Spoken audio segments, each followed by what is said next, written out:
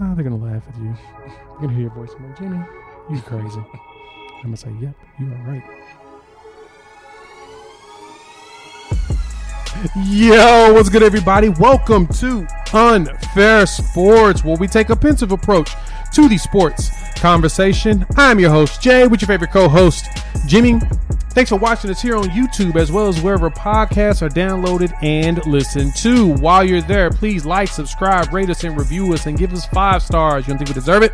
Meh, let's give us 5 anyway. Gift it. So, on today's episode, we are going to dive into the bigger D in KC. Bedlam means chaos. Frozen 5 recap. We're going to ask about some suspensions. I think it's coming, but actually I think it's not. College football has some shakeups. Ohio State versus Georgia might be some good stuff. And also, does anybody want to be number 1 in the NFL? Hit us up on the Unfair fan line, 430-901-1906, and let us know what you think of the show. Give us your strongest opinions and let us know if Jimmy's wrong, if I'm right, if Jimmy's right and I'm wrong. That's as the one. well as, what, no? No. I'm right. Yeah, whatever he just said, but you can go ahead and tell us what you want to say by hitting us up, 430-901-1906. Yeah. Jam Master NBJ Young Boy never broke again. What's going on, bro? 1 2, baby. Wow, that was an interesting one. That was kind of a long one. It was a little extended, but I appreciate it. Worth it. It's the creativity now, is that his there. full name? Is it NBA Young Boy never broke again? Is that really his whole name? I think it's the NBA is never broke again. Yeah. So I think it's NBA Young Boy. So does he have a? Okay. I don't know. I can't keep up with these young rappers today. That's the reason why I'm not a young rapper, or I even actually keep up with most of them. I occasionally scroll through Twitter and find a song that someone says you got to listen to. Go check it out. Like, that's nice, but then I don't try to remember their names. I've learned not to try. It's just not worth it. Yeah. Hopefully they come across my my shuffle on Apple Music one day. Maybe the Spotify playlist. But besides that, I don't remember. Too much work. So, speaking of work, Jimmy, we had a lot of fun in the NFL this weekend. We did. We had probably one of the biggest games of the season, maybe the biggest game of the season when you consider who was a part of the game. You had the Dallas Cowboys, the resurgent Dallas Cowboys headed to Kansas City this past weekend, also resurgent somewhat in their own right for one of the biggest games of the season. And if you didn't see the game, the Kansas City Chiefs found a way to emerge victorious 19-9 in a bit of a low-scoring, more defensive type game. A stinker? A stinker. You can call it that, too. It was not fun to watch. You had Dak, 28 of 43, 216 yards, 2 picks. And then you had Patrick Mahomes as well, 23 of 37, 260 yards, no touchdowns, a pick, and a fumble. So with this, Jay, and all the elements that went into making this game the way that it was, fair or unfair, Kansas City won this game or Dallas lost this game? You know, it's kind of tough on this particular game to really pick which one of it is, if it's the Dallas losing or Kansas City winning. I'm going to go ahead and say that Kansas City won the game, mainly because their defense is the one that stepped up. There was a surge on the defensive side. They got pressure on the Cowboys. They didn't allow the run game to do anything. Dak stayed on his back, and he threw 2 picks. So there was a lot of pressure, especially, I guess, because Chris Jones looks like he's back, like he's healthy. He was out with that hammy, a month and a half ago. Came back at the beginning of November. I think this is where the defense is starting to get better because they can get pressure on teams without having to send a blitz now. And that, to me, that's probably one of the best things you could do as a team. Dallas showed us that over the last few weeks, and it's kind of funny that we're actually talking about them again now. Like every week we are literally asking if Dallas is good or bad, and every week we're asking if Kansas City is good or bad. Well, now we're seeing that Kansas City is good because they're on this winning streak. They've won, 5 straight games? 4 in a row. 4 in a row. So they're on a 4-game winning streak. They look like the Kansas City of old, kind of. So I would say it's probably fair to say that Kansas City did win this game. But at the same time, I don't know if we can really say much about either one of the teams.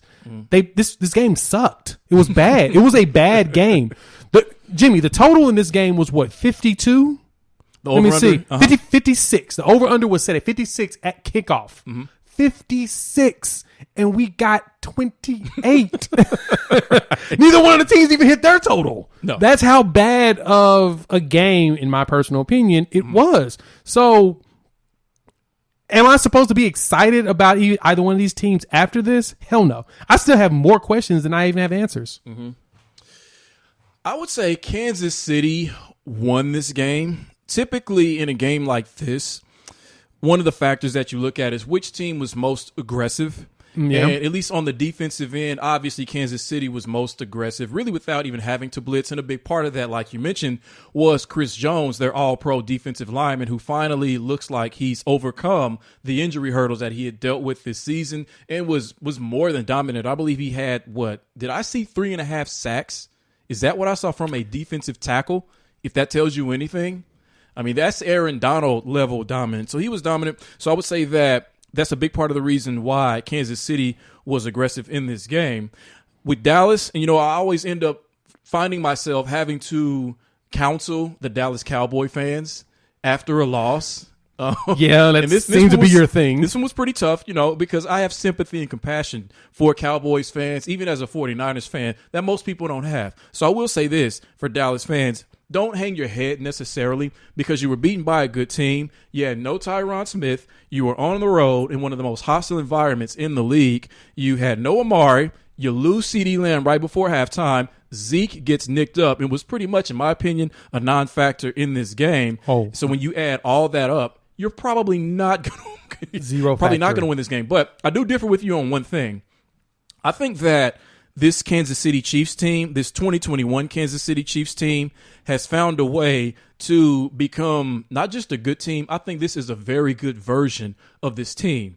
It's easy to say that they're not because this offense is nothing like the Kansas City Warriors that we're used to seeing run the score up on teams. This 2021 season, they've had to change their identity. They realized that just for this season, they got to win differently. So now, what is this team? Instead of being an offensive team primarily, now not only are they a defensive team, but they are a running team as well, meaning we're defense first. That sets the tone.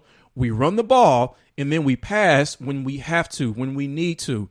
They're not going to be able to figure out other ways to look like the pre-2021 Kansas City Chiefs because of the defenses that they're facing, right? So just like I thought, and that's a big part of the reason why you are now $50 richer than you were last week this time, thanks to me, you won the bet, very good, sir, was because of that, because I knew that this offense was, if not broken, they're not going to be the Kansas City offense that we've seen. They're not going to be. And they realize that they can't be, at least for the time being. I still think there's at least one Patrick Mahomes type game, one or two still in there. I think he'll have maybe one for the rest of the regular season and then maybe one in the playoffs. Hopefully it's the right time. AFC Championship, beyond, whatever it is. Probably not. But this is the version of the Kansas City Chiefs that we're going to have to get comfortable with. This is what they are. But it's working. They haven't lost in a month. They're winning. So in that sense, I would say Kansas City won this game. So Kansas City has won for the last month. Mm-hmm. They beat the Giants, the Packers without Aaron Rodgers. True. They won in Las Vegas, which, I mean, they always beat up on. And the Raiders are sputtering. The Raiders are sputtering. Uh-huh. And they beat Dallas at the house with all those injuries you listed. Right. I'm sorry, I can't buy into this at all because this is not the Kansas City we used to. You said defensively, they're becoming a defensive team. Let me explain something. This is the problem. Okay. They're the 30th ranked defense in DVOA. There's two teams worse than them. Mm-hmm. The Falcons and the Jets. Mm-hmm. Their defense is bad. Now, it's gotten better now that Jones is back. Yes. But their defense is bad. They're giving up everything deep. I mean, if you know how to coach, you probably would go deep on them. But the thing that the problem Dallas ran into is, like I said, Tyrone Smith is out. Mm-hmm. Zach Martin looked, I don't know. He didn't look healthy. Mm-hmm. I don't know what it is. He probably was healthy. He looked like he was getting abused out there. And Chris Jones was just doing everything you're supposed to do to beat this Dallas team, which is keep pressure on Dak and also stop the run game. They got no run game going. And this Dallas team needs to have run game going in order for them to be successful. And they've looked questionable since Dak came back anyway. It's just, I don't know what's wrong with them that ever since Dak came back, we gave them props for the Atlanta win, but I didn't. I said it was Atlanta. Like, why the hell would you think that Atlanta was any good? It's not even worth for you to say that it's worth giving them props on. It's Atlanta. They were decent the week before. They beat the Saints the week before. It's Atlanta, man. Like, it's the Falcons. Uh-huh. But no, I don't know if I don't know if this Kansas City team is sustainable long term. So look at their schedule they got coming up. They got the Broncos. They've got the Raiders. They're traveling to L.A. to play the Chargers, and then the Steelers come to town. It's 4 games that could be a toughie for them. Why can't they win all those games? Who fears the Broncos? You said the Raiders? They play them again? At the house. Now the Raiders shouldn't be a problem. The Broncos, I do think, is a questionable game only because the Broncos' defense is better. Yeah. I think their defense is better than Kansas City's defense, and their defense has showed us what they can do when they beat Dallas. Now, Kansas City's offense can get back up and running. I can see something. But that Steelers game, it's going to be tough because they always play everybody tough defensively, and they travel to Cincinnati afterwards. Or they travel to L.A. to get the Chargers, who's starting to propel themselves back up. Which the Chargers beat them earlier this season, is that right? So that's a revenge game for them. Yep. This is shaping up to where Kansas City is, with all the number ones that have been getting knocked off that we'll get to, they could end up a number 1, number 2 seed. Oh, yeah. Right now, I think they're the top team. They're the second best team in the AFC right now. So defensively, all right, DVOA, we both love DVOA. We think about it. We look at it. It makes a lot of sense. It's one of the best defensive stats you can look at. Yeah. And given what you said as far as who they face, the point of it is they've won all those games, 4 up, 4 down. And first 5 games of the season, you're giving up 31.4 points a game. Then you give 27 to Tennessee, lose that game. Ever since then, they're giving up 11.7 points a game. Yeah, they're doing a good job now of not letting people score. No, you're not wrong. What I'm saying, but the defense is doing what they always do. They always start out the season not very good, and then they get better and better and better. Steve Spagnuolo starts coaching a better, more aggressive game leading into the postseason. That's been a big part of their success. As they get healthier, I think the exact same thing is happening now. The only difference is they're going to rely on their defense more because this offense is still somewhat broken compared to what they used to be. So it's going to have to be defense and run the ball first before Mahomes throws. That's what I'm terrified about, is that offense still looks like it's broken. And that, to me, is their bread and butter. That's what gets them past teams in the playoffs. When you get to the playoffs, that's what's most important, is can your offense do its thing with the defense doing its job? Because the defense may do enough, but if the offense isn't helping the defense is going to be worn out. See, even though, there's some truth to that. I feel like in the playoffs, the way that the team is structured now, it's what sets them up for playoff success, because I think the majority of teams win by defense first, then running the ball, especially when you get into these outdoor stadiums. January, it's cold. You got to be able to run the ball. They can do that. So then, especially we get to see Clyde Edwards-Helaire back. Yeah, he's back. He's back this week, which was big. Yeah. You could tell he had a really good game. Right. Like his score-wise on Pro Football Focus, their grade for him, he was like at the 90 point. Yeah. He was high. He was good. He had a great game. Yeah. They limited his snaps because he was just coming back from that ankle injury. Right. But he was good. He looked just as spry as he normally did. So that's definitely going to help the run game. I mean, you're right. So this Kansas City Chiefs team, I'm telling you, they're dangerous. I love where they're at right now, going into a bye. So they're going to get even healthier. Well, yeah, that helps them a lot too, going into that bye and then playing against Denver. But like I said, I guess the biggest thing for me is those victories. They beat the Packers without Aaron Rodgers. True. That doesn't tell me much. And they beat the Raiders, who's been reeling over the last few weeks. They beat the Giants, who their quarterback's Daniel Jones, and without Saquon at the point. Okay, so currently you don't believe in this defense quite yet. I don't believe in either side of the ball. But I don't see any opponent in their schedule coming up that's going to make you believe, because Cincinnati and Chargers are going to make you believe. Okay. Oh yeah, they've got, because the Charger up and down, which everybody's up and down. And speaking of which, we can actually just go right into this part. Is asking the question: does anybody even want the number 1 seed on either side of the conferences? Does anybody want the NFC? Does anybody want the AFC? Because it seems like as soon as the teams propel to the top, they lose, and they lose like in an ugly fashion. So this past week we had Green Bay, who everybody praised their defensive play up until last week. Oh man, there's some great things that they're doing. They're getting better, and then they go out there and let Kirk Cousins carve them alive. That's the defense's fault. Aaron Rodgers was Aaron Rodgers. Well, that's what I'm saying. Like, so our excitement about Kansas City's defense, to me, is the same thing as with that. We're getting excited about the way the defense is starting to play, and then the defense gets carved up like the next week. Like that's what we've been seeing every week. Even though, like I said, KC has won 4 straight. They go up against Denver in 2 weeks, and if Teddy Bridgewater goes out there and carves that defensive line, then what do you do? Like, what do you say? Like, what's your statement behind that? So they take an L. Dallas took their L against Kansas City, which drops them out of one of the top spots in the NFC. The Titans. Oh my God. So I'm gonna talk about this in my Frozen 5, but that game I had circled. I said Texans because it was a 44-point game total, which is pretty low for a 10-point, spread. I'm like, okay. True. And there's a chance of weather. I don't know what the hell happened to the Titans. Ryan Tannehill being unable to elevate them is what happened. Well, yeah, that too. Ryan Tannehill decided to be Ryan Tannehill. But just about everybody that played this week that's supposed to be number one started dropping. And so now we got Baltimore, who's in theory tied with Tennessee. They're one game more because they've had their bye week. The Patriots have flown up. They're 7-4. They won 5 straight games. The Patriots, Jimmy. I think you had them going into the playoffs this year. Yeah. So my question is, the Rams can't win games for some reason? Like the Packers just took this L they weren't supposed to. Tampa Bay keeps getting beat up. Does anybody want the number one seed? Who's the actual best team in football right now?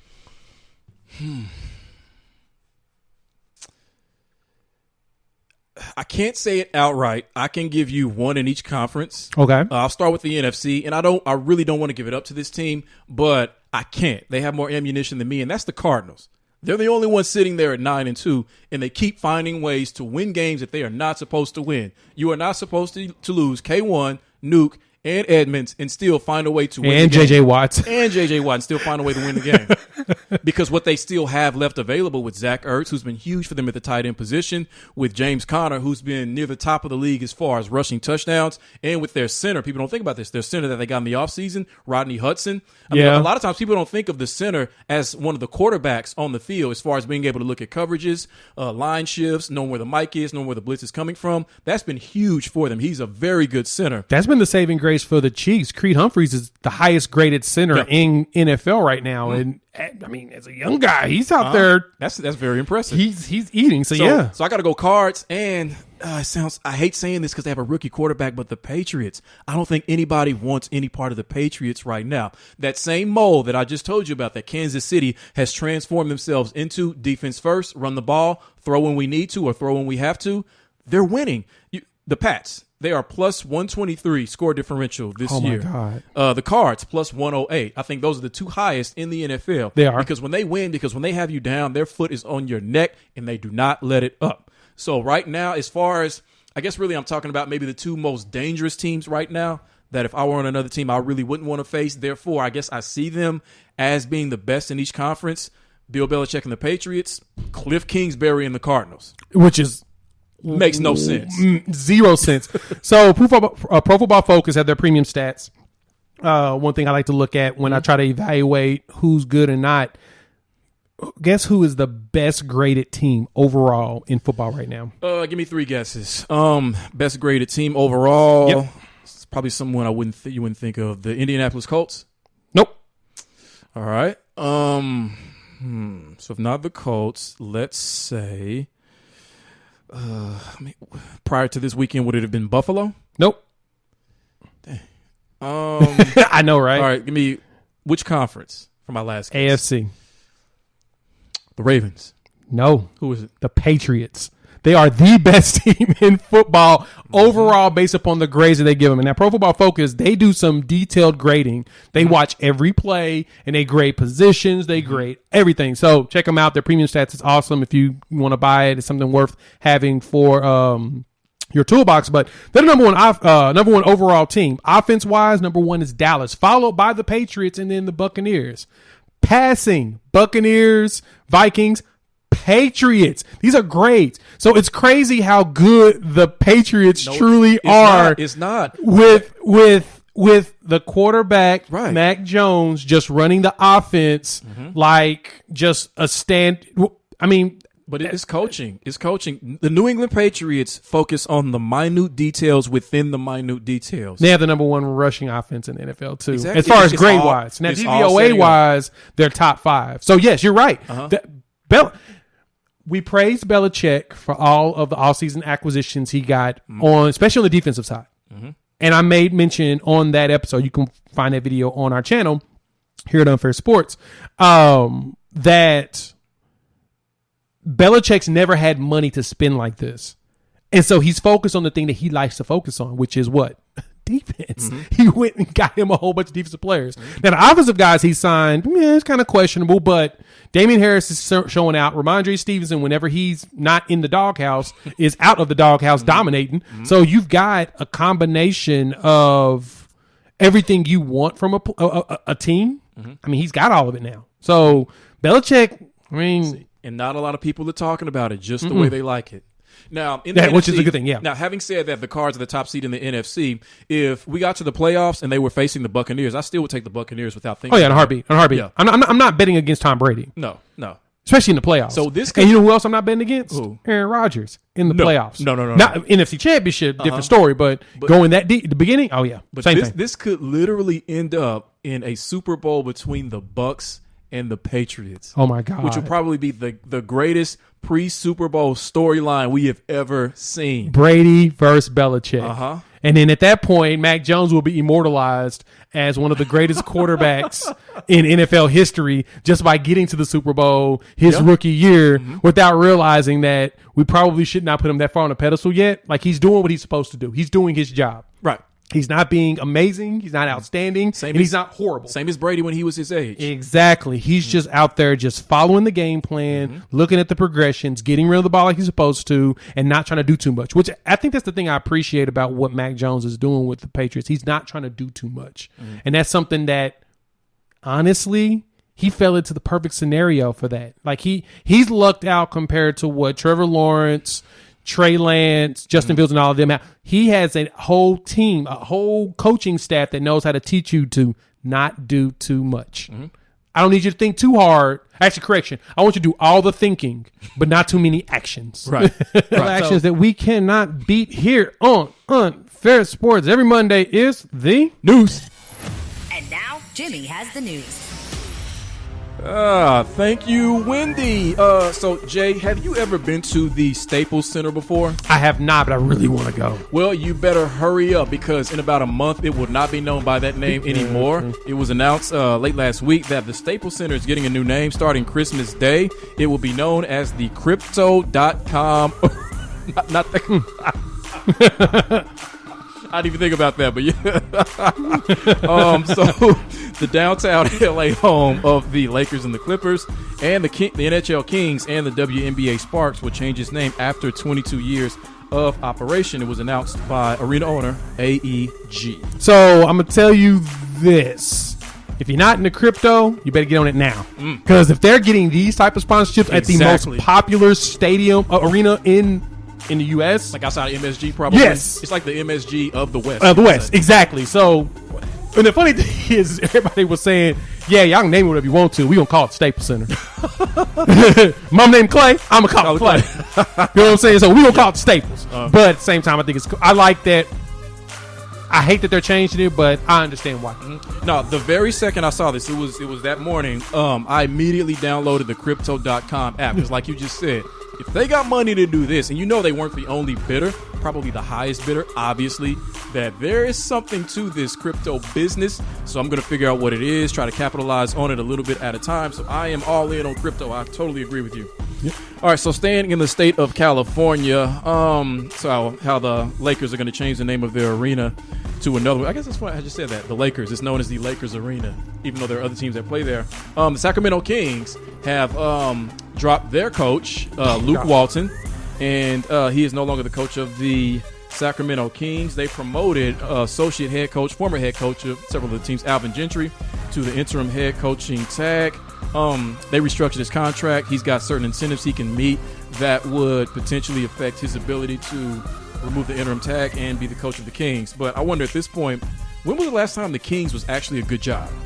That's what I remember. Rick Adelman? Yeah, probably. Even when Reggie Theus was there, it was a bad job. So yeah, it's bad. Who wants to coach? Like, that's like a starter job, isn't it? That's like Central Michigan. It's a starter home. You start there and then you move up. Yeah. No, Sacramento's a dumpster fire, man. I think they've had a top 10 draft pick almost every year since like 06. The only good pick they got out of that was DeMarcus Cousins, and he didn't even play there anymore. They've got to figure that front office out.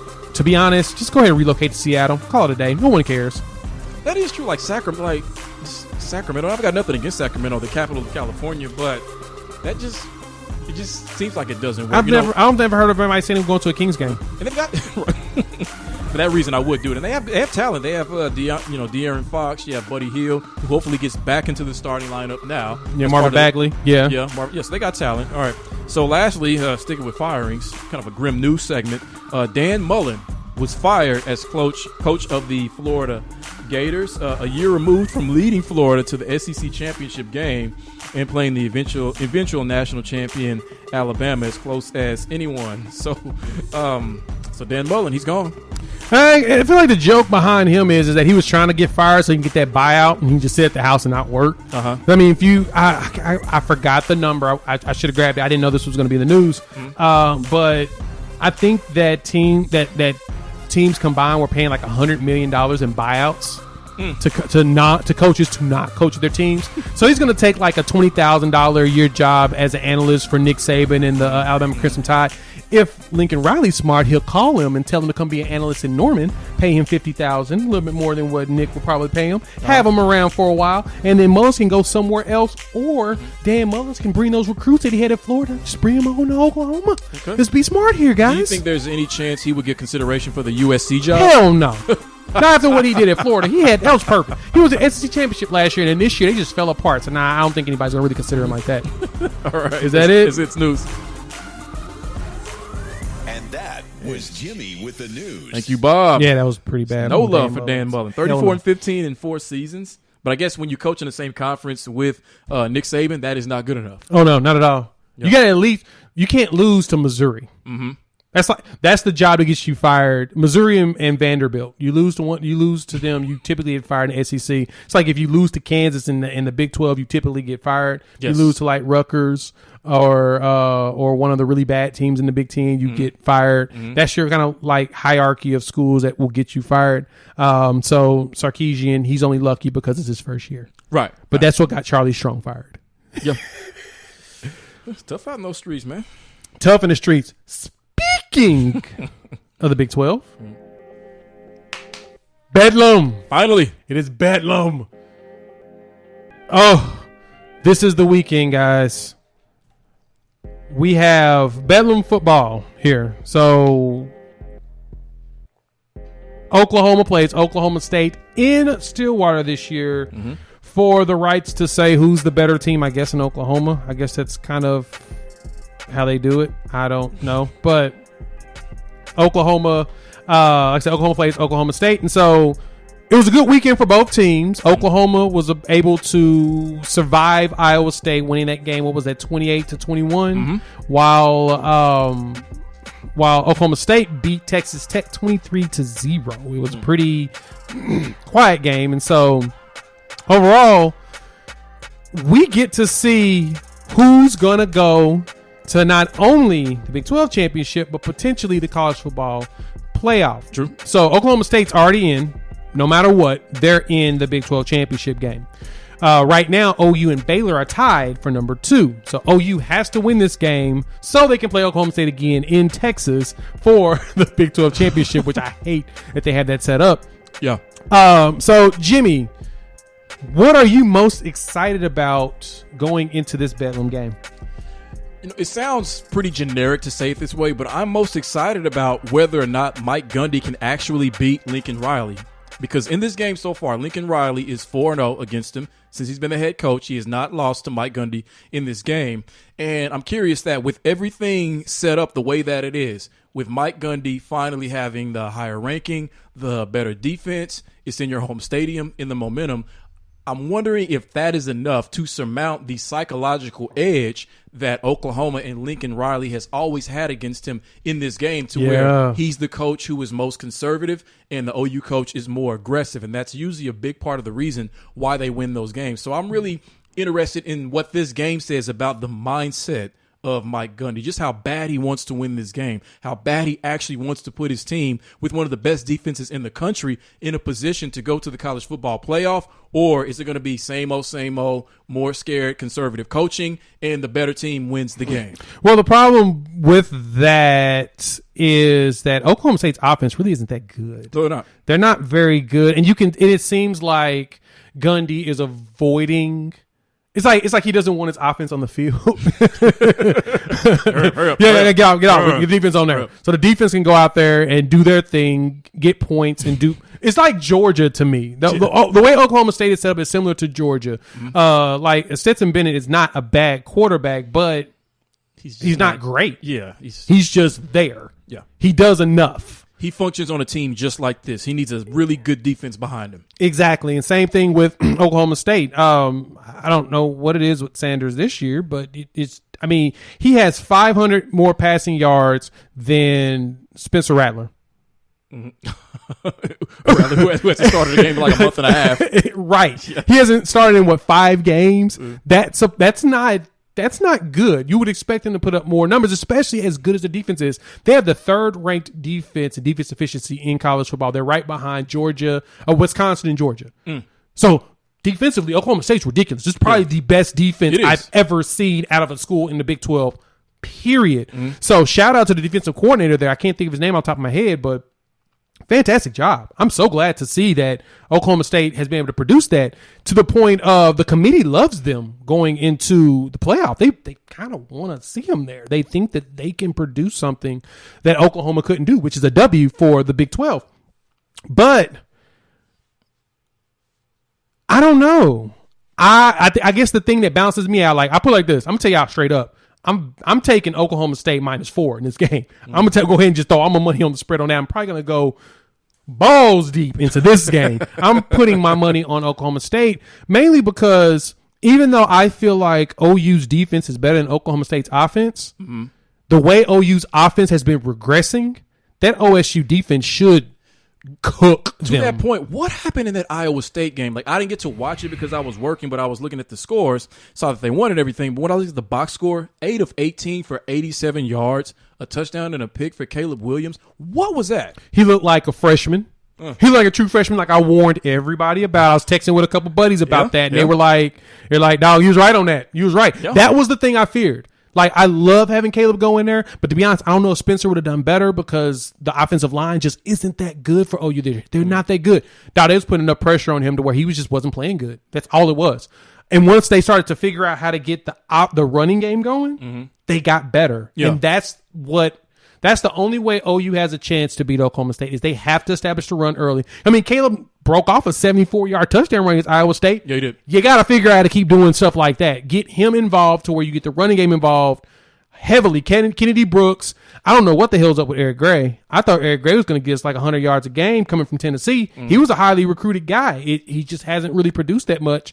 That's what they're going to have to do. They're going to have to find a way to run the ball nonstop. Because looking at OSU play against Texas Tech, they shut them out, Jimmy. Nothing's open. Nothing. It just clamps. Right. They just put the cuffs on them the entire game, which is just so impressive that they were able to just do that. So I don't know. I think with this defense, they have to maintain that aggression because that psychological edge or that psychological factor that I was talking about with the coaches, it extends to the players as well because the majority of the Oklahoma State roster has lost in this game, has been a part of this game and just have not been able to get over the hump and beat this team. So like I wonder in what way that might affect their play, probably more so on offense because I think in a way, I mean, there's thinking on both sides, but there's probably just a little bit more thinking on offense as opposed to defense. I mean, you know what your main job is on defense. On offense is so many factors to consider. And, with this OU defense as well, I know obviously they're not as good as Oklahoma State defense, but could there have to be portions in the game where they get stops? Yes. But against this Oklahoma State offense, like you said, they're not that good. I could see that they could generate more stops than people are thinking about. Because right now, all people are thinking about is Caleb Williams versus this defense. Yep. But there are two other whole sides of the ball that are going to factor into this game heavily as well. And something that OU hasn't been able to do over the last few years is really hold teams points-wise down. They held Texas Tech to 24-21, Baylor to 27. They lost that game. And then 21 to Iowa State. Usually Oklahoma's giving up 30, 40 points a game. That's just how it is. Offense just goes out there, scores too fast. Defense can't figure out how to they don't know what to do with their hands. But like Oklahoma State in this game against Tech, Oklahoma State, the time of possession was 36-23, Oklahoma State. Oklahoma State had 427 yards of total offense. Texas Tech had 108. That's obscene. They should have called it at halftime. Just something. I mean, at halftime it was only 13-3, so 13-0. So you would have thought it would have been a game. Call it. No, they cuffed them. So now the interesting question is what can OU's offense do to win this game? And then what does Oklahoma State have to do offensively to win this game? Like I said, Sanders, I thought that he was going to be better this year. I expected a lot more out of him. Mm-hmm. I mean, he's pretty good. He's a game manager. I don't think he was ever going to be like assuming that Oklahoma State has had some really good quarterbacks. Maybe that didn't have NFL success, but if that's what the expectation was of Spencer Sanders, and that notion should have been dispelled long ago. But I think he is a good game manager. He's got good running ability. He made a few throws in this game. I watched the majority of this game at night. So he's a decent quarterback. It's just a matter of, can OU fight fire with fire? Can the way that the Oklahoma State defense is going to attack them, can their defense attack Spencer Sanders? Because when you think about it, who on the Oklahoma State offense should they be afraid of? Maybe, is it Warren, the running back? Yeah. Maybe him, but outside of that, you should be motivated to be aggressive. Yeah. No, you're right.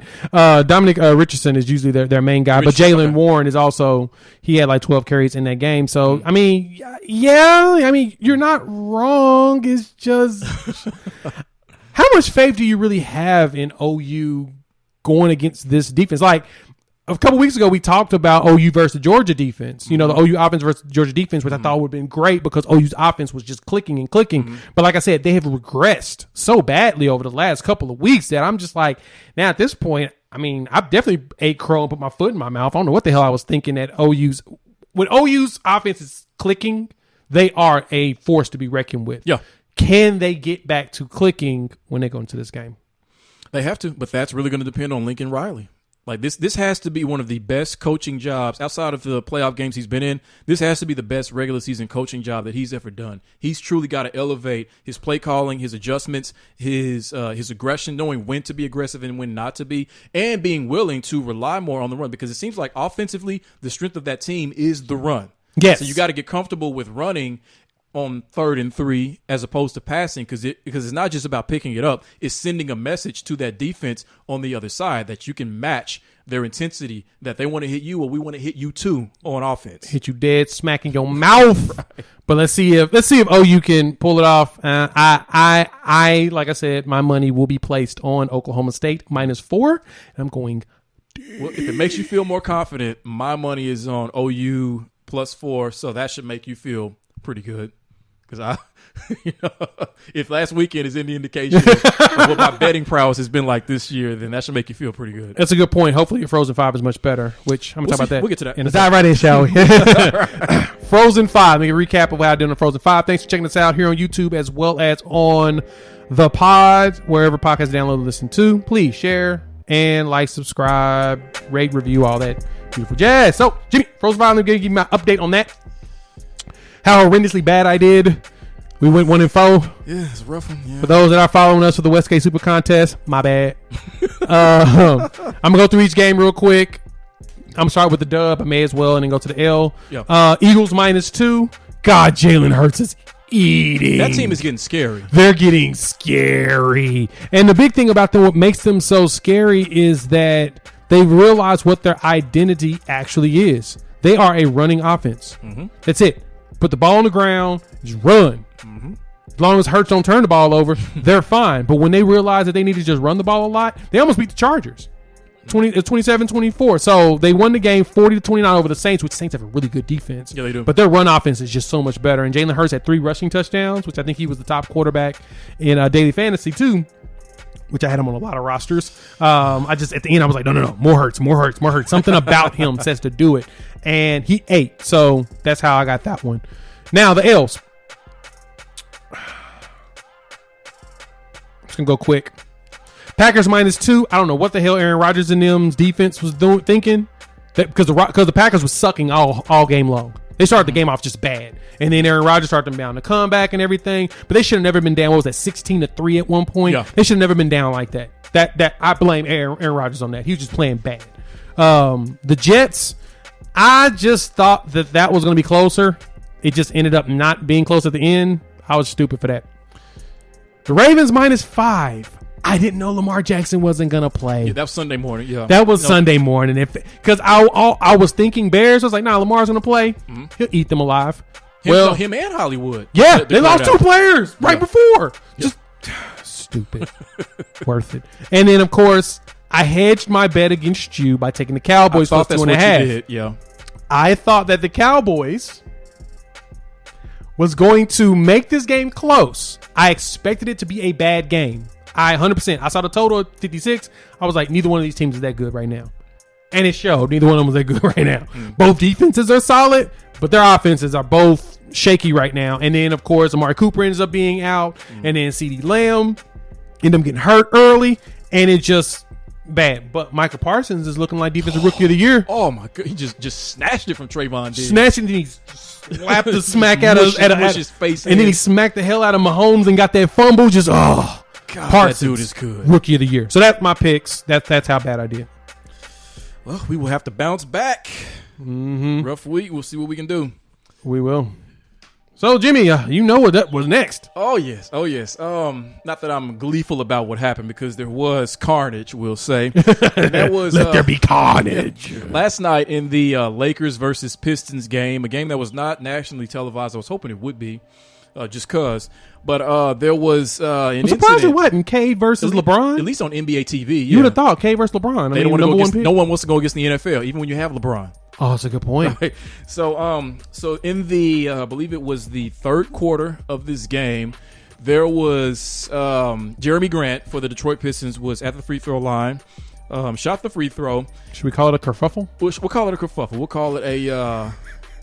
Why did you say that? Anyway, and in a box out attempt between LeBron James and second-year player for Detroit, Isaiah Stewart, someone I like him as a player.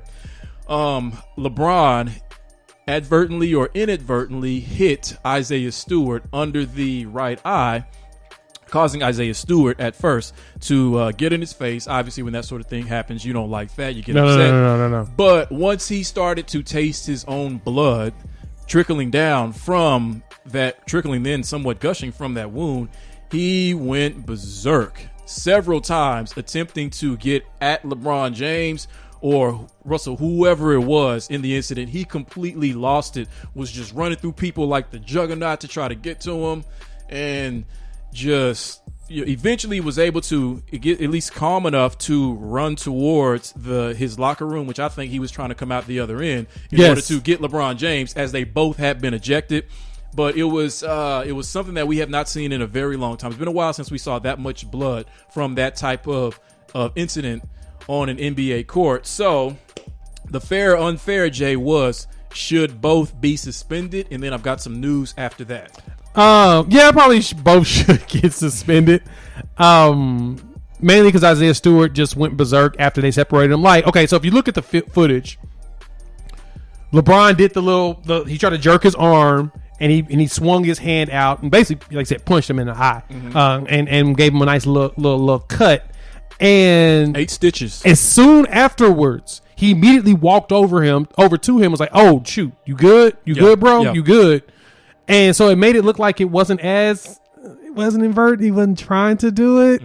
But at the same time, there was a lot of force behind that punch. Like, you can see a lot of frustration behind that jack. Because they were losing at that time. And plus, it hasn't been the kind of season that the Lakers want. Exactly. I mean, they're old. So what do you expect? But it looked like he was frustrated. It was a frustration type play, and no excuse for him on that. That's definitely why he should be suspended. He ain't gonna get suspended much. I mean, it's the NBA. I mean, it's LeBron James. You're not gonna suspend him too much. But Isaiah Simmons flipping out the way he did, dog. The Detroit Lions need to call him.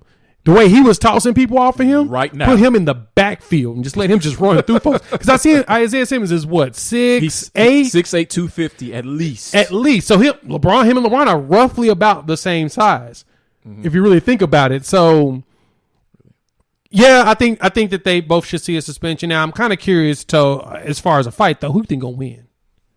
Well, we know who had the most rage. I mean, I look at it as, all right, Isaiah Stewart's got the most rage, so he's got the most energy in the fight. But LeBron, he's older, he's wiser. I mean, that can still make a person pretty dangerous. So in that fight, honestly, I mean, he had blood in his eye and in his mouth, didn't even care. I would take Isaiah Stewart in that fight. Yeah, I probably would too, because I feel like Isaiah Stewart. I feel like Isaiah Stewart doesn't care about losing, and that's like one of the scariest people to. He's a Piston, fight. so of course he doesn't. Yeah, he don't care about. That's wrong. I love Detroit. I really like this team. Forgive me. He's lying, but yeah, he has no fear of losing, so I think that makes him more terrifying in a fight between those two. Because he's like, I mean, I've already kind of lost. I'm already bleeding. You've already made me bloody. So, I mean, I've got nothing to lose at this point. Well, supposedly he boxes on the side. He boxes on the side, supposedly. Like he boxes. Does he? Yeah. Oh, I didn't know that. But I mean, if he's getting cut that easily, that's kind of a problem, right? Because like when I saw it happen, I was like, it didn't even look like LeBron hit him that hard. But LeBron himself is 6'8". Well, at the same time, you got to think about the force that comes from somebody that's 6'8", 6'9", 250, at the 60 same pounds. Time, here's my problem with this. My problem is when you watch when they zoom in on LeBron and you slow it down, it does look like he looked first before he had full extension of his arm, which somewhat looks like there was some intent with behind it. Yeah, because of how it turned out. It's hard for me to believe that on purpose he would have done that, hit him in the face. But I think LeBron meant to do something, and it's almost like in the NFL, any football, where the defender's trying not to target with the crown of their helmet, but the ball carrier just lowers himself into their path, and they end up doing it anyway. So I feel like that's something similar to what may have happened here. Yeah, I can see that. And that's the way that it turned out. So I would have said, and I'm kind of tough on Adam Silver when it comes to punishment. I said if this being Adam Silver's NBA, I originally said no games for LeBron and 2 games for Stewart, because that's just how Adam Silver is. Whereas David Stern, I think it would have been 3 games at least for LeBron, 5 games for Stewart. Yeah, he would have been much higher. Now, when you think about it, this comes on the heels of what happened with Nikola Jokic and Marcus Morris. Yeah, Marcus Morris, who's yeah. still out because of the neck injury that he sustained as a result of the push by Nikola Jokic. So it's interesting when you see that happen, and then the following week in Detroit, ironically, of all places, something like this happened and almost led to something worse. The remalice at the non-palace. The remalice at the non-palace, that Adam Silver has to make some sort of a statement and get this under control, or else the next one is going to be worse, and then the one after that's going to be worse if no one fears any type of response, any substantial response from the league. So as it turns out, Jay, right as we were recording this show, there have been suspensions in this melee.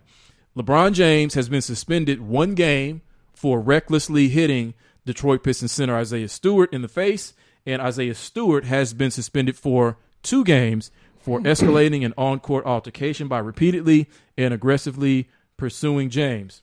James, unfortunately, is going to serve his suspension tomorrow night, where he would have played against the New York Knicks in the MSG.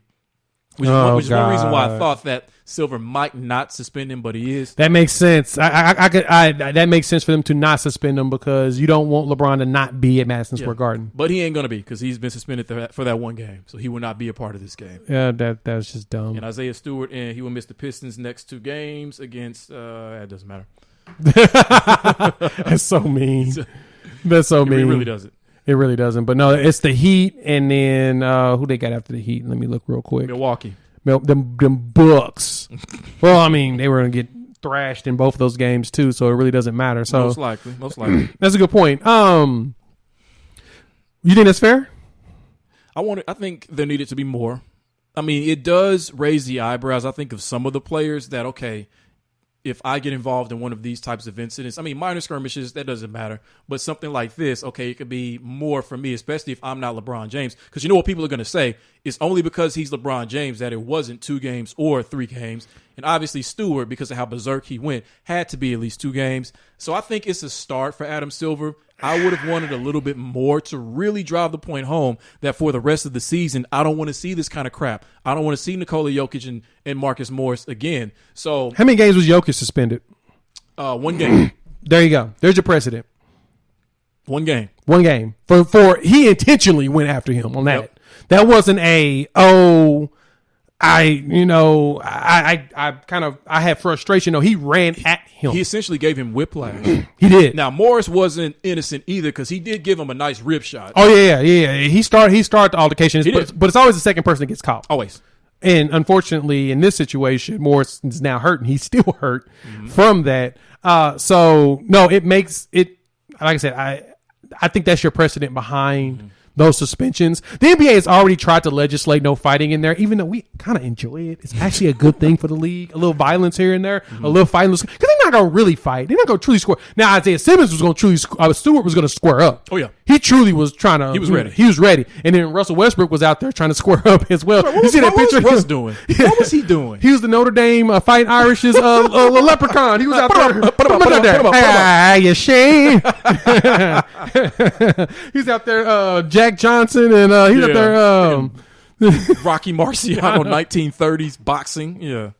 I'm like, Russ, come on, man. I know you have to be there for your teammate and, be a part of this. You're a team. But the thing about it is Russ is always bad. If anything, there's one person that there's going to be something go down. Russ is going to be in the middle of it. Yeah. He's also going to be in the middle of the lane getting a rebound. He's also going to be in the middle of the lane trying to go for a steal. He's also going to be in the middle of the lane after he misses a shot to go get his own rebound. Russ is always going to be in the middle of something. True. And there's nothing wrong with that. But at the same time, dog, he's really over there just like he's really going to get him, boy. Old school.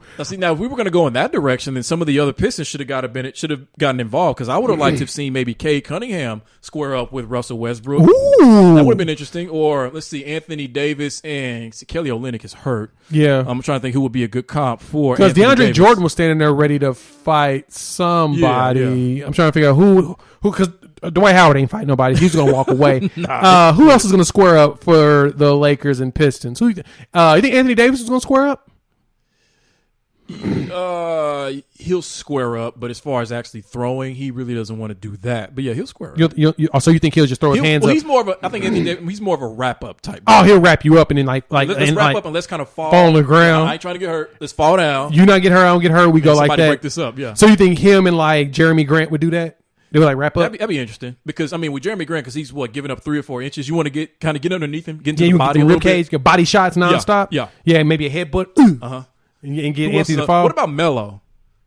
Hey man, do you think he wanted any part of this? Yeah, Melo old school. I think he tried to fight. He probably go right after Hamidou Diallo or something like that. Somebody he know he's gonna be able to take out. Hey, I'm taking him. He's mine. And really start squaring up with him. I got a better. How about Frank Vogel versus Dwayne Casey? Ooh. Huh? Hey man, I think Dwayne Casey got hands. I think so. Yeah. I'm from Detroit, Michigan, youngin. I think he got hands. I like Frank. I don't know if Frank want that smoke. Nah.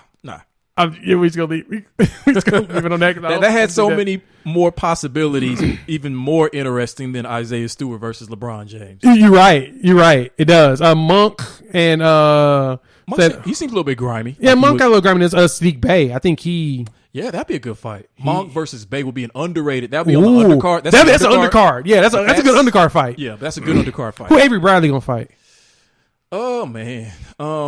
Let's see. He would fight. You going after Joseph? Little Joseph? And I should know this. I know little Corey Joseph. I know this roster pretty well. You go after little Corey Joseph? Little Corey Joseph. Maybe. Corey Joseph 6'3", but you know, Avery Bradley old head. Yeah. Him with that old man strength. Right. Or Magruder. Magruder gonna run off the bench. That sounds like Rodney Magruder get him. That's a goon. Yeah, Rodney Magruder's a goon. He gonna go out there. He gonna fight somebody. Yeah, Who's that? Draymond Green up trying to clown him. I mean, watch out, Draymond, man. As we learn, these Pistons be fighting. Oh yeah, Malice, Detroit 3.0 baby. Yeah, Little Caesars, baby. Right. And you know what's funny about this? This actually may have turned around the Lakers season because they were dog crap in this game before that, and then after that, they found a way because they were going to lose this game. Oh yeah, against Detroit. I was really hoping they would lose it too. After having lost to the Celtics Friday night. I just love watching the Lakers lose because I think it's going to work out great for them at the end of the season. I just like watching them lose in the beginning. I like when everyone doubts them. Mm-hmm. It's my favorite thing. They doubted them in 2020. Yeah, they win the chip. I love it, man. College football playoffs. We are at the point where it's time for the major shakeups. Right? We saw some L's, and I think that now we need to go ahead and change up who we're thinking about to who we were thinking about. Okay. So Ohio State went out there. They went and grabbed Michigan State and beat Michigan State with Michigan State. I mean, I don't think I've I don't know what to say.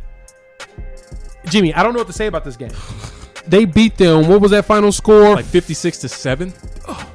56-7. And then, of course, Georgia Bulldogs go out there and they play the School of the Blind.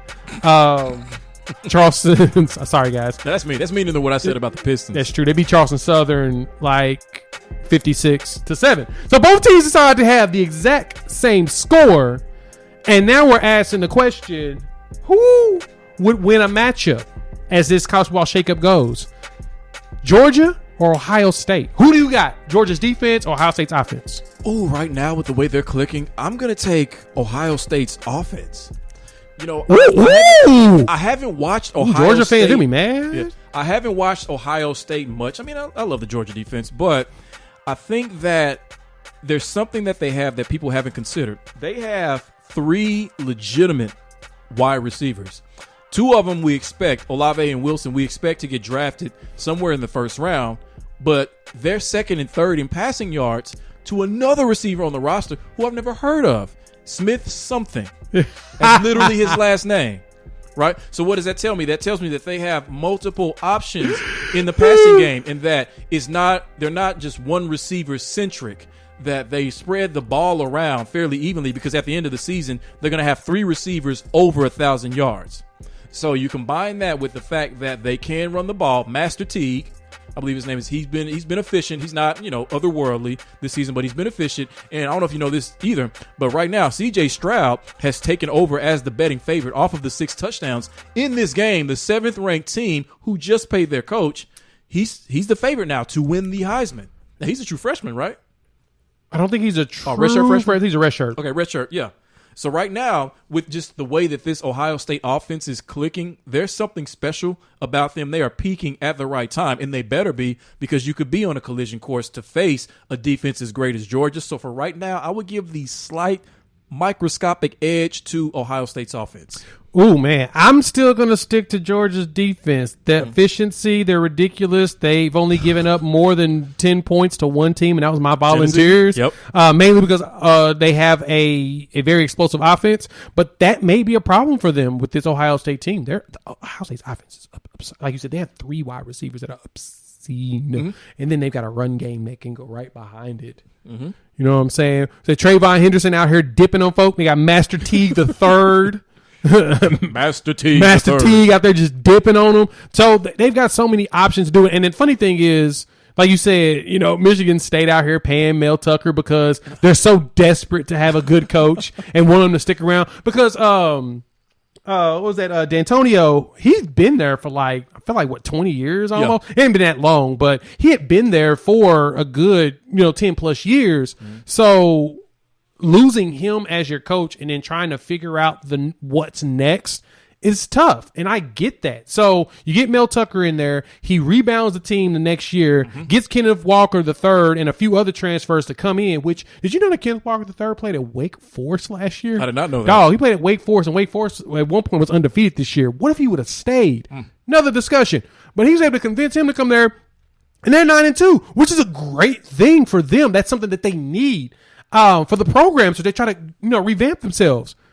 But Ohio State is just absurd. It's just not fair how great Ohio State is every year in conference. They just beat the dog snot out of Big Ten teams every year. Most of the time, their losses is non-conference. So I'm still going to pick Georgia's defense because I just think that an SEC defense is just strong enough to stop these Ohio State's offense, which we've seen in years past. Last year, Ohio State and Justin Fields and them struggle. We've seen it before, even though we've seen Ohio State also win a national championship with that. I just don't see them outdoing them. So with that, now the College Football Playoff Committee needs to figure out how to line up us getting Ohio State versus Georgia in the playoff. So I'm expecting that it's going to be, because right now in the AP, it's Georgia 1, Ohio State 2, who's right behind them? 3? Bama or Cincy. Bama's 3. Cincy was 4. So right now, that's what it looks like. And I can assume that it's going to stay either the same, or we will see either Notre Dame. As long as Cincinnati stays undefeated, I see them moving up or staying in there at least. And then Notre Dame possibly moving in because I don't see Alabama beating Georgia. And you can't put a 2-loss Alabama in the playoff with all these 1-loss teams behind them. No, absolutely not. So the path for Oklahoma and Oklahoma State is you got to win these 2 games in a row. Yes. Period. Oklahoma State has to beat OU and then beat potentially Baylor in the Big 12 championship. Or Oklahoma has to beat Oklahoma State and then beat Oklahoma State again. That way they'll have back-to-back top 10 wins to put themselves into a potential playoff spot. And they have to do it in convincing manner. So with that, Jimmy, what do you think the top 4 is going to look like? Well, the top 6 is going to look like when the committee comes out on Tuesday? I think that they're going to make it easy on themselves. They're going to call it an early night because they're going to use a portion of what the AP rankings were. So I think you're going to have Georgia 1. I think you're going to have Ohio State 2, Bama 3, because I just don't see them putting Cincy ahead of Bama. They're going to put Cincy at 4. So disrespectful. Yeah, Michigan 5, Notre Dame 6, Oklahoma State 7. Ooh. Because Oregon, speaking of blowouts. Good God. That makes no sense. To the Utes. Yeah.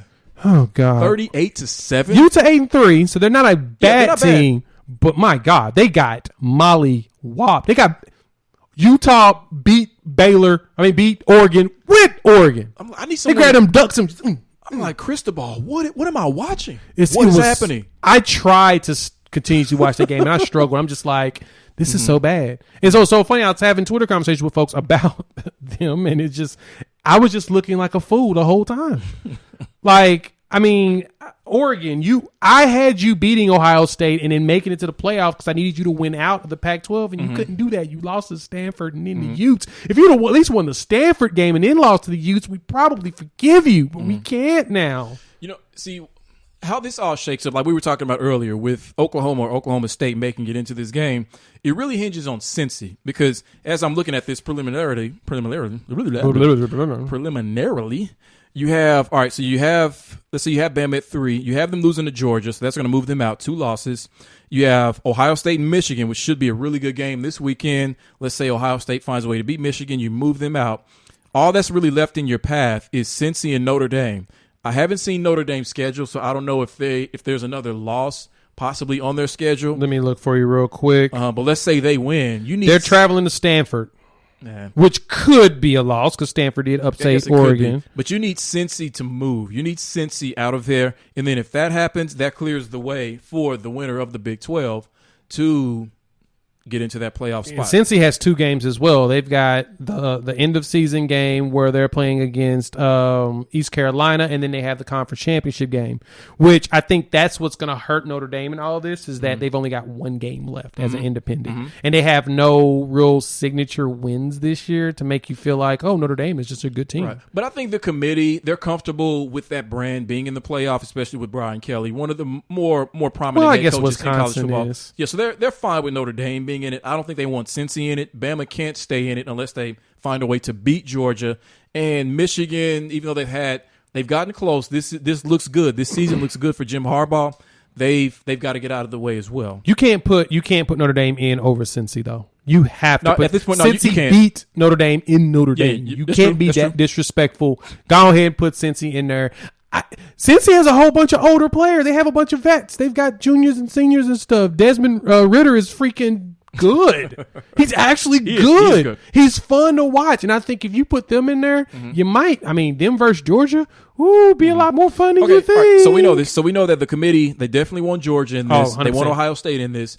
Who are the other 2 teams their top 2 preferred teams to fill those last 2 spots? Alabama and Michigan, which they're not going to be able to get both. No. Because if Ohio State loses, they're out. There's no way you could put Ohio State in there if Michigan beats them. So if Michigan beats them, you move Michigan and Ohio State out. And the only way for Oklahoma State's also one that I've seen rumblings around it that they want in there.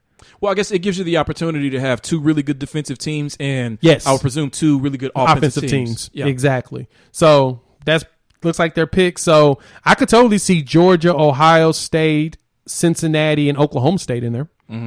That would make sense. You mean if Oklahoma State beats Oklahoma and then wins the Big 12 championship against either Oklahoma or Baylor, they're definitely going to jump Notre Dame because they've got way too many signature wins. The only thing that's funky about that is that would probably give us a first-round matchup of Georgia 1, Oklahoma State 4, and then you have your top two defensive teams facing each other, which is not what we want.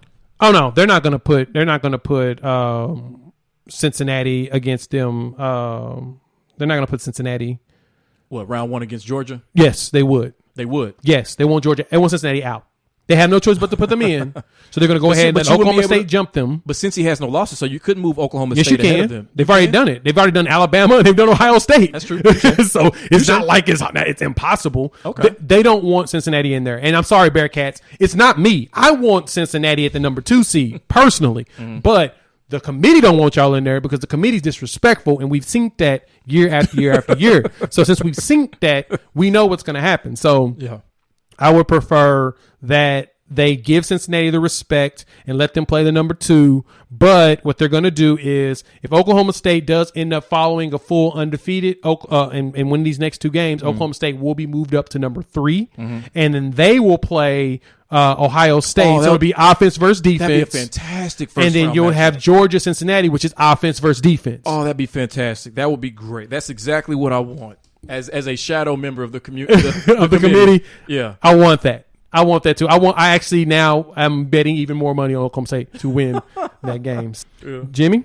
All right.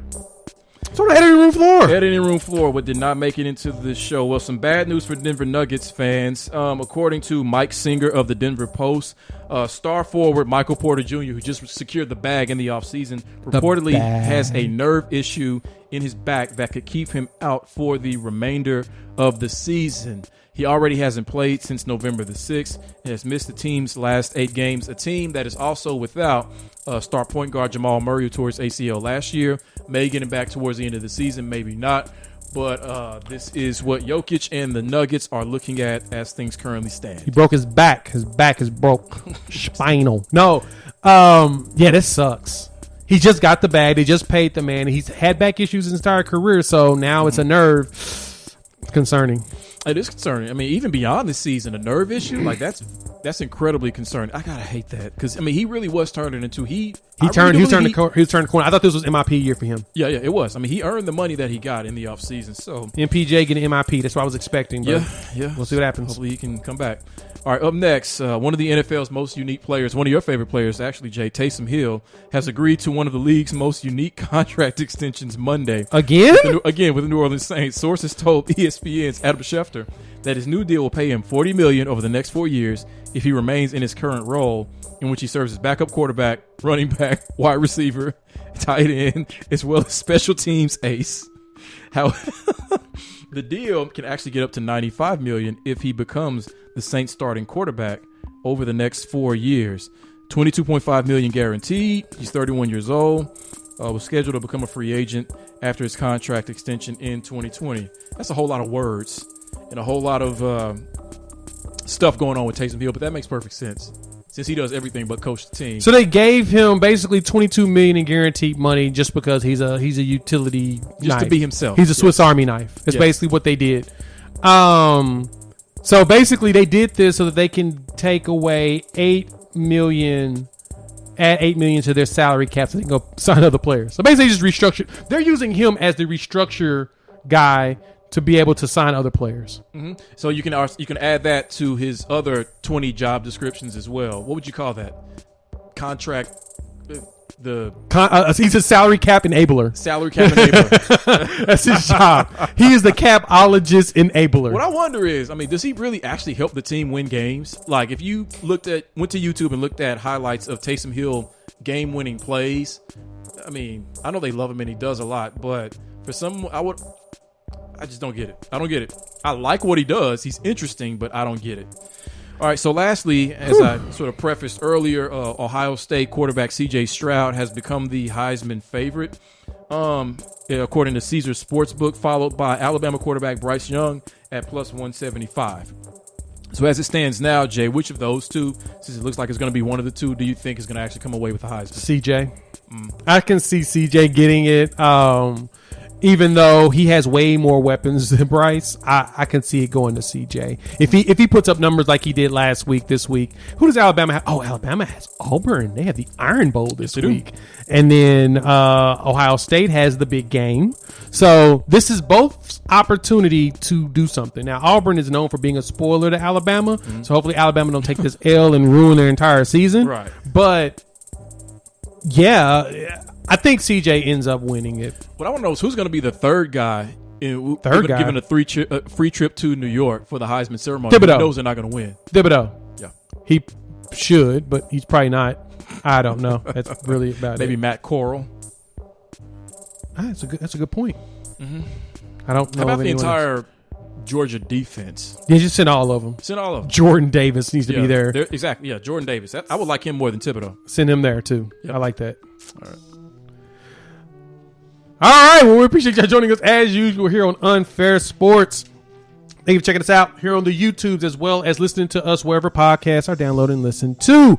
While you're here, please like and subscribe. Leave us a comment as well, and then rate us and review us and give us 5 stars. You don't think we deserve it? Meh, just give us 5 anyway. Gift it. Go ahead and gift it. So, for Mike, Bob, and Wendy, thank you so much for doing your thing on the back end side. For your favorite co-host, Jimmy. Yep. He'll have his one topic in his Frozen 5. I'm going to 3 points and Frozen 5. Oh, you're going to do a deep one? Yeah. A big show? Yeah.